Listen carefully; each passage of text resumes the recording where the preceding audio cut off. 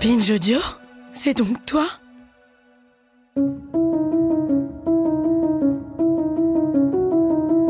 On va faire une liste. Voilà, je vais conduire une liste pour les élections européennes. Une liste d'union. Il s'agit de déclencher une dynamique d'union avec ceux qui veulent l'union. Fin août 2023, devant la France insoumise réunie en université d'été, Ségolène Royal parvient à créer l'événement dans l'événement. D'un coup d'un seul, elle balance qu'elle se voit bien prenant la tête d'une liste d'union de la gauche pour les européennes de 2024.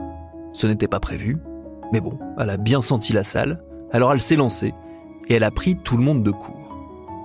Cet exemple, raconté par nos confrères du Monde, résume bien sa façon de fonctionner.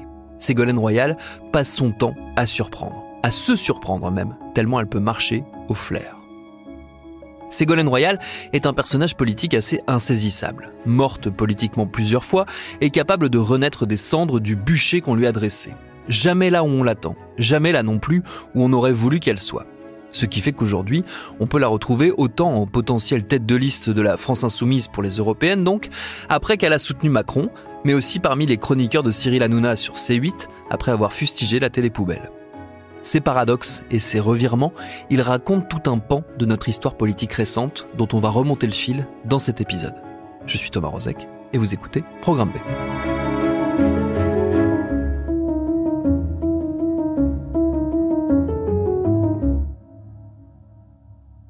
Difficile de dresser un portrait de Ségolène Royal en restant le plus juste possible.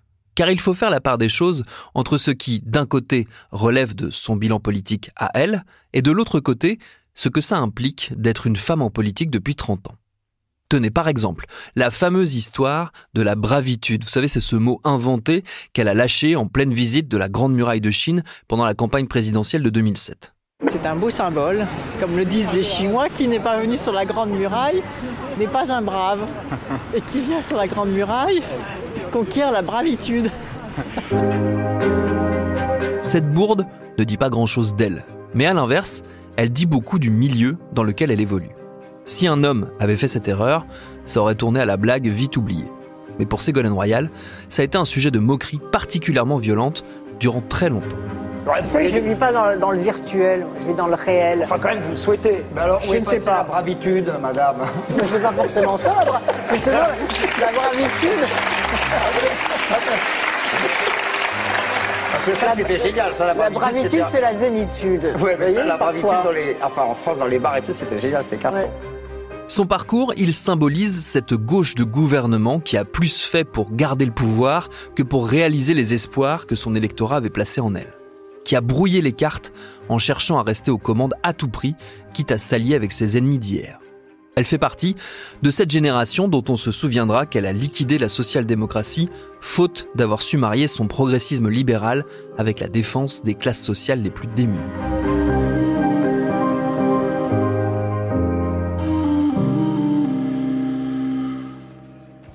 Ségolène Royal, c'est aussi ce qu'on appelle un animal médiatique qui a su jouer à fond le pouvoir des journaux, de la télévision et de l'Internet pour se construire une image.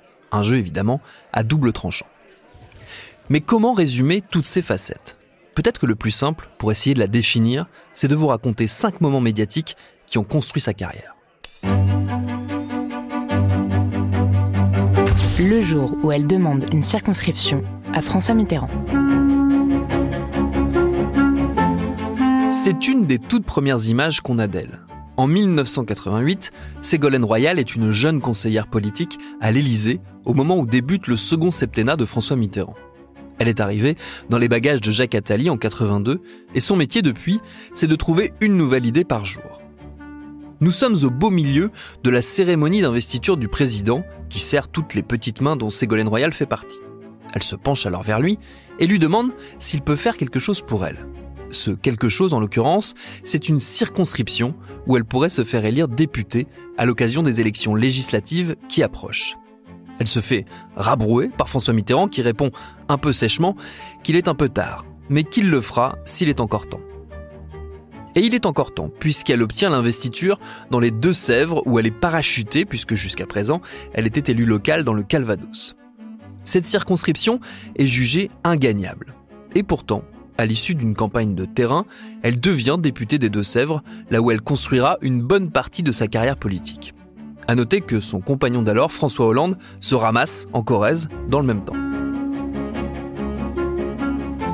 Après une campagne électorale menée tambour battant, elle bat sur le fil Pierre Billard. 50,57% des voix. On a pensé que dans une circonscription rurale, les candidats ne feraient pas confiance à une femme, ne feraient pas confiance à quelqu'un de jeune, ne feraient pas confiance à quelqu'un qui venait d'un autre département. Eh bien, les électeurs ont montré leur maturité politique et malgré tout, ils m'ont fait confiance et c'est une formidable victoire.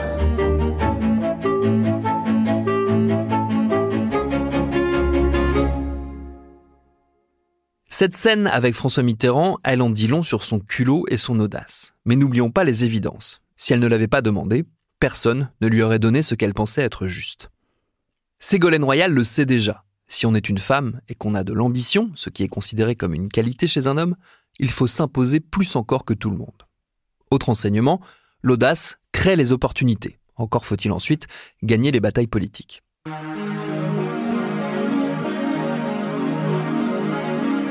Cette volonté de renverser les hiérarchies et les habitudes a habité toute la carrière de Ségolène Royal. C'est ce qui l'a poussée à tout bousculer durant ses premiers mandats dans les Deux-Sèvres. Elle fera le pari de tout miser sur le local pour exister sur le national. On s'est parfois moqué d'elle, mais tout ce qu'elle a fait pour les produits locaux, filière du fromage de chèvre, assainissement des marais poitevins, défense de la charentaise, ses chevaux de bataille, elle a su les rendre médiatiques et ça a participé à la construction d'une politique qu'elle voulait proche du peuple. De la députée Ségolène Royal, on se souvient de la venue dans les Deux-Sèvres de François Mitterrand en 89, mais aussi de la promotion incroyable du chabichou jusqu'à revêtir les habits traditionnels poitevins. Elle a marqué son empreinte en faisant ça, quoi, quelque part. On s'en souvient parce que régulièrement ça repasse à la télé. Donc, à la limite, on va dire bingo pour elle, quoi. C'est grâce à cette image qu'elle osera la transgression ultime, prétendre à la fonction suprême. Et c'est cette audace qui l'aidera à surmonter toutes ces déconvenues, à revenir dans la partie quand on la croyait définitivement sortie du jeu, et à tenter des paris comme devenir maire de Paris en 2026, ou donc très récemment porter une liste d'union entre écologistes, socialistes et insoumis pour les élections européennes. Parfois perdante, mais jamais complètement battue. Je vais conduire une liste pour les élections européennes, une liste d'union. Avec qui ? Eh bien justement, la politique, vous savez, c'est le mouvement. Voilà, donc il s'agit de déclencher une dynamique d'union avec ceux qui veulent l'union et en espérant que cette dynamique d'union va rencontrer les aspirations profondes de l'électorat de gauche qui profondément aspire à cette union.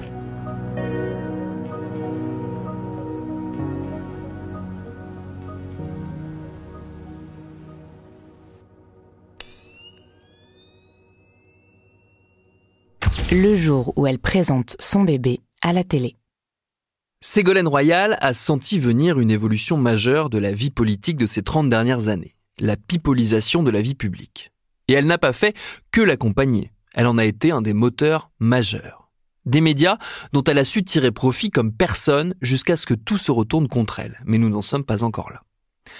Là, nous sommes le 2 juillet 1992, à la maternité de l'hôpital militaire Béguin de Saint-Mandé.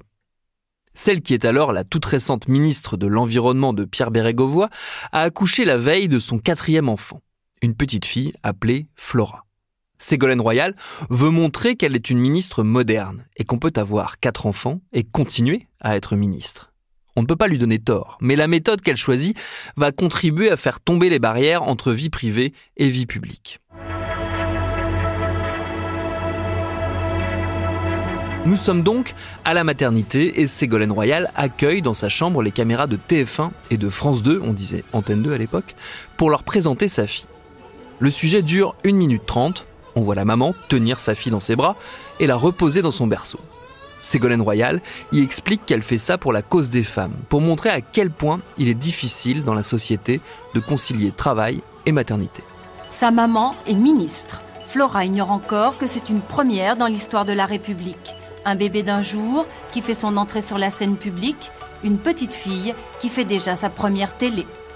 J'ai hésité, c'est vrai que c'est pas facile parce que c'est en même temps une vie privée, donc auquel on a droit, mais en même temps c'est vrai que c'est assez exceptionnel et je le fais aussi pour la cause des femmes, Parce que je crois qu'un des grands problèmes aujourd'hui, c'est précisément à l'heure où les femmes accèdent à des responsabilités importantes, de pouvoir concilier à la fois leur vie maternelle, affective, familiale et professionnelle. Une petite minute 30 et une de Paris Match qui feront l'objet d'énormément de critiques au sein du personnel politique qui lui reproche une communication dédiée surtout à servir ses intérêts à elle.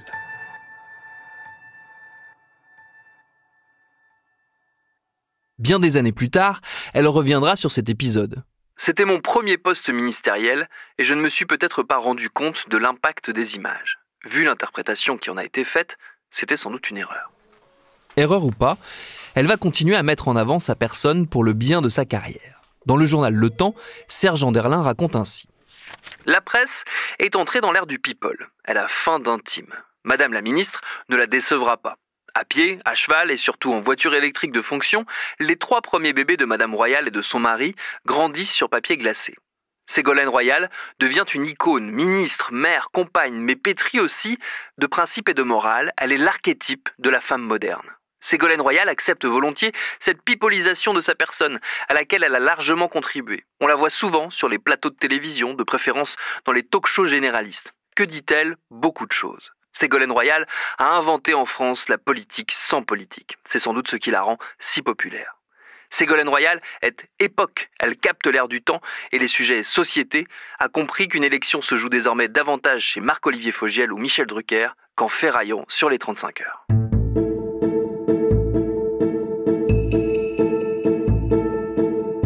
En 2006, celle qui est candidate à la présidentielle reçoit les caméras de Saga, une émission People de TF1, devant lesquelles elle demande François Hollande en mariage, ce qui provoque ce moment plus que gênant. On n'est pas hostile du tout au mariage, ils se sont trouvés comme ça, les enfants sont venus, on était ensemble, on est toujours ensemble, moi je tiens, on s'aime, donc j'attends que François me demande en mariage. François, monsieur. Non, vous voyez, il hésite encore. Non, c'est pas ce que je veux dire. Je vous répondrai après l'émission. Moment qu'on sait maintenant d'autant plus gênant qu'un an plus tard, le couple se sépare. Ou plutôt, on sait que François Hollande l'a trompé durant cette campagne présidentielle. Ce qui n'a pas empêché la vie personnelle de Royal de continuer à être disséquée par les magazines People comme Paris Match. La chercheuse et essayiste Adeline Vrona consacre une analyse très poussée sur ce compagnonnage.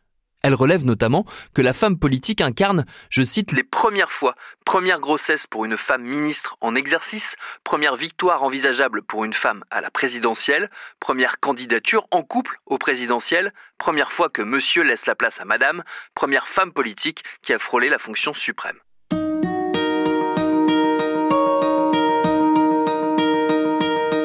Ce compagnonnage connaît toutefois des accros, puisque Ségolène Royal finit par attaquer Paris Match en justice en 2009 pour violation de la vie privée, en l'espèce des photos avec son nouveau compagnon. Le journal sera condamné, mais moins lourdement que demandé. Pourquoi ? Parce que le juge voit dans cette procédure une forme de double jeu. Voici comment il motive sa décision.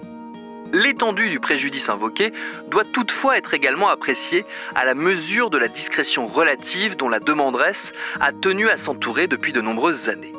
Il suffit à ce propos de relever que notamment ces derniers mois, à l'occasion de la parution de 2 ouvrages ou à l'occasion d'échéances politiques, elle a abondamment communiqué sur sa vie familiale avec ses enfants. Alors qu'on se rassure, Ségolène Royal continuera d'avoir les honneurs de Paris Match, les intérêts respectifs de chacune des parties permettant de dépasser ce petit incident de parcours. Pour tous les sites People, elle reste ce qu'on appelle une bonne cliente.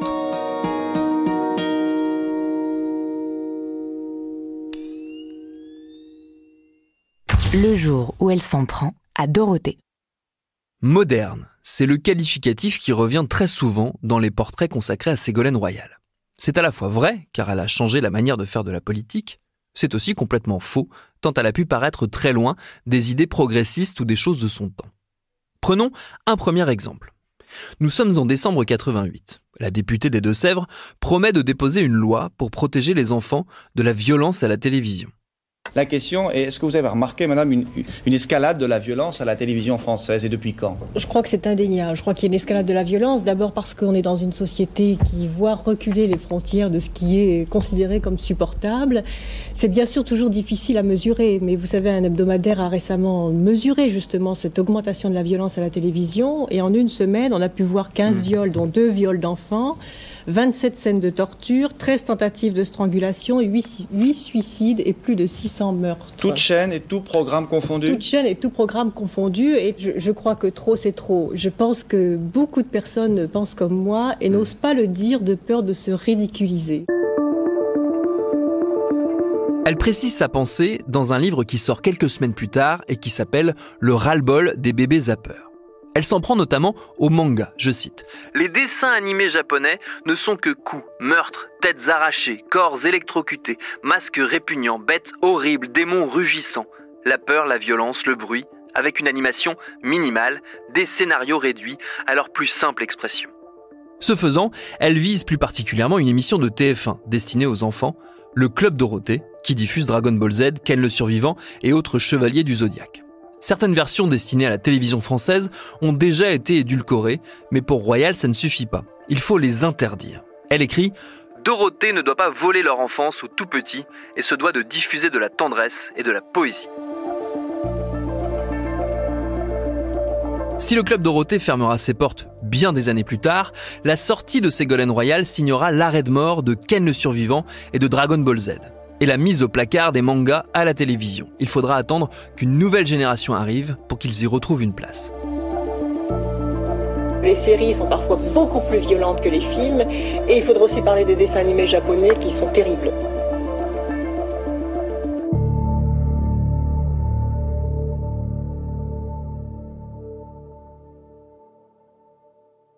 Sur le plan sociétal aussi, Ségolène Royal a parfois été en décalage avec l'image qu'elle voulait véhiculer. Ça a été le cas en 2013, à l'occasion d'une sortie sur le mariage pour tous qui vient d'être votée après des mois d'affrontements idéologiques avec les droites réactionnaires. Elle rappelle qu'elle aurait préféré une union civile et pas un mariage, un distinguo pas si symbolique. Vous êtes favorable au mariage pour tous ? J'ai intégré, quand j'étais ministre de l'enseignement scolaire, la lutte contre l'homophobie à l'école. Donc j'étais une des premières à faire des actions claires contre l'homophobie. Mais mon programme, c'était l'égalité des droits, mais pas en donnant le nom de mariage. En faisant l'union civile, avec égalité des droits, mais pas avec le mot de mariage. Donc ça vous gêne un peu aux enfants? Parce que je pense que ça aurait été, voilà, que ça faisait des étapes et que ça n'aurait pas conduit à des confrontations comme cela. Bon, maintenant ça a été promis, donc voilà, les choses sont faites.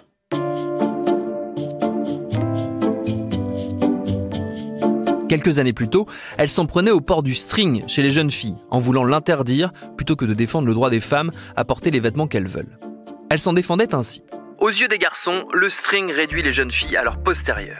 Après, on s'étonne que les adolescentes soient victimes d'attouchements ou de violences sexuelles. Ce côté rétrograde, vieille France, elle ne le renie pas.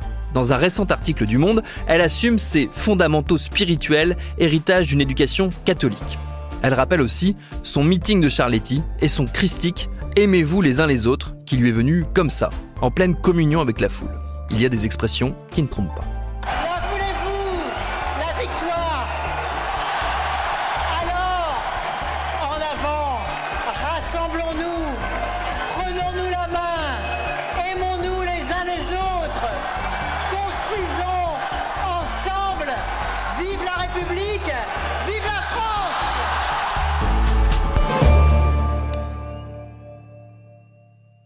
Le jour où elle pense avoir gagné sa légitimité politique. Nous sommes dans la soirée du 5 au 6 mai 2007. Ségolène Royal vient de perdre au second tour de l'élection présidentielle. Mais déjà, elle est tournée vers l'avenir. Je remercie du fond du cœur les près de 17 millions d'électeurs, de citoyens, de citoyennes qui m'ont accordé leur confiance et je mesure leur déception et leur peine. Mais je leur dis que quelque chose s'est levé qui ne s'arrêtera pas. Ce que nous avons commencé ensemble, nous allons le continuer ensemble.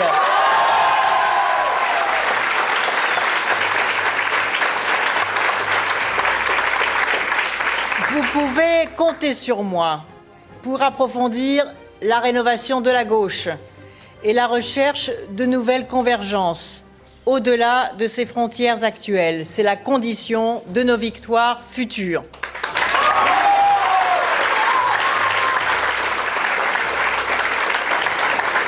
Je serai au rendez-vous de ce travail indispensable et j'assumerai la responsabilité qui m'incombe désormais. Un peu plus tard, une immense foule de militants se masse devant le siège du PS, rue de Solferino, à Paris. L'ambiance est telle qu'on pourrait croire que ce n'est pas Nicolas Sarkozy qui vient d'être élu président quelques heures plus tôt, mais bien Ségolène Royal. Cette dernière sent cette ferveur. Et quand elle apparaît pour les saluer, elle leur promet de les mener vers d'autres victoires.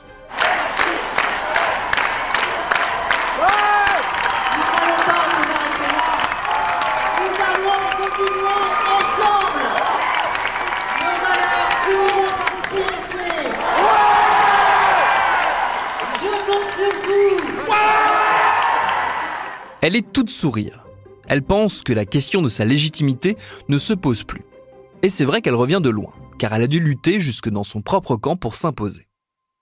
Depuis 2 ans, elle subit remarques sexistes sur attaques misogynes. Quand elle commence à penser à se présenter à l'élection présidentielle, ses amis socialistes se déchaînent. Jean-Luc Mélenchon estime que cette élection n'est pas un concours de beauté. Laurent Fabius se demande qui va garder les enfants.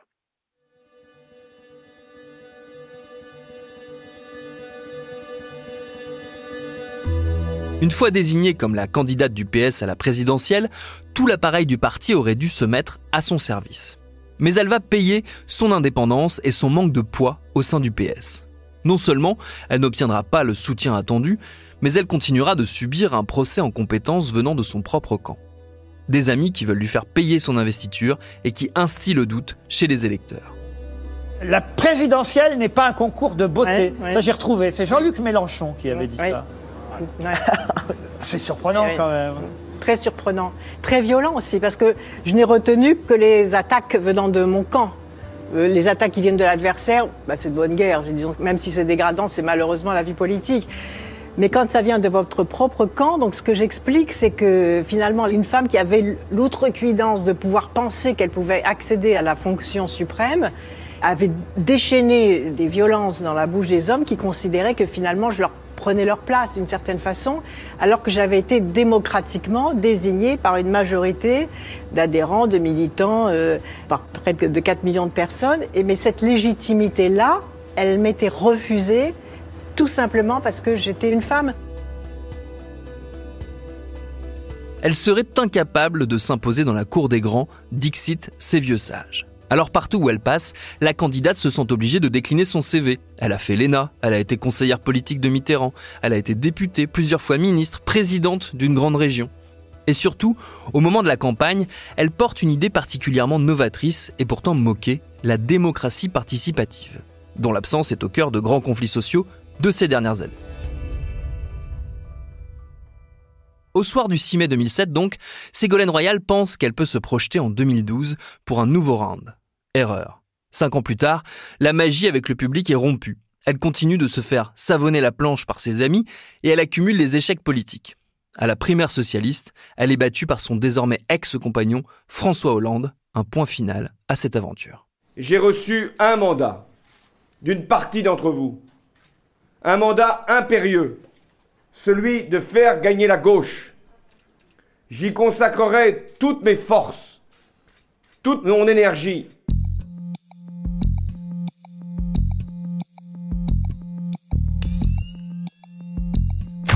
Le jour où elle dérape sur l'Ukraine.